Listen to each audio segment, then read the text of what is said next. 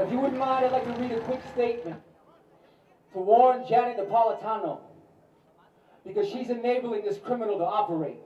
It's now become clear that after a decade since its implementation, that the 287G program has been a disaster. Not a policy of peace, not a policy of security, but one that targets and terrorizes communities seeking nothing other than a dignified life. And by continuing the 287G contract with Sheriff Arpaio's office, Janet Napolitano willingly twists the constitutional protections for all who work and live here into an unlawful instrument of racist cruelty.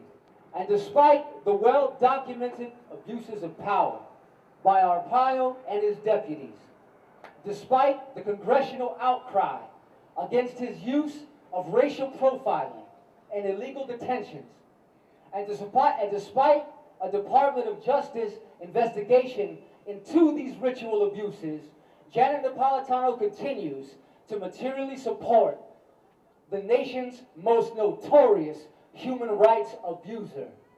So we are here to say, ya basta, enough already. Janet Napolitano is aiding and abetting a criminal. And who do we count amongst the guilty? The racist sheriff that pulls the trigger, or the person and the policy who hands him the loaded gun? And hailing here from the state of Arizona, which is now being compared in 2010 to the segregated state of Mississippi in the 1960s, she is well aware of what is at stake here, which is why we will not wait. Our dignity that Arpaio is attempting to trample compels us to move like never before. The work here that you have begun has sparked a national movement, a national outcry for justice. Which is why we're going to force Janet Napolitano to make a choice. Either terminate the agreement with Sheriff Arpaio's office or face us in Washington.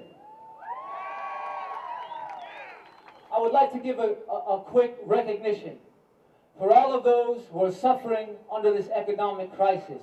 This has been the worst economic conflict since the Great Depression, and my heart goes out to you. Some of you might even be supporters of Joe Arpaio. Be that as it may, let me remind you that in the horrible event that the bank forecloses on your home loan because your blood, sweat, and tears were not enough, that the second job you took on could not satisfy the greed of the bankers, that it was not a gardener that spiked your interest rates, that it was not a janitor who gambled with your 401k, and it will not be a day laborer who will serve the eviction notice. It will be the sheriff's department. And on that day, God forbid, you should be forced to move to find work and food, to find decent housing for your family, to find a safe environment for your children to grow, then you too will be a member of the migrant labor community, and we will welcome you with open arms into our movement for justice and dignity. Si se puede!